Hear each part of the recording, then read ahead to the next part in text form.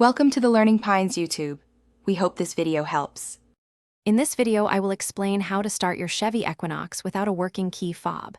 If your key fob battery is dead, don't worry, there's a simple emergency procedure. First, locate the backup key fob slot inside your vehicle. This slot is specifically designed to read the fob's signal even when its battery is completely drained.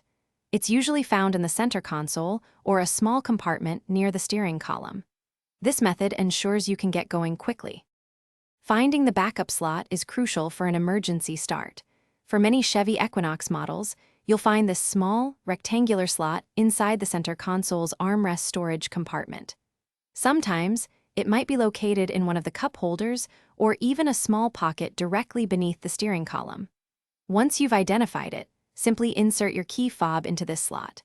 This direct contact helps the car's system recognize the fob's unique code. After placing your key fob securely in the backup slot, the next step is to start the engine. With the fob in place, firmly press down on the brake pedal with your foot.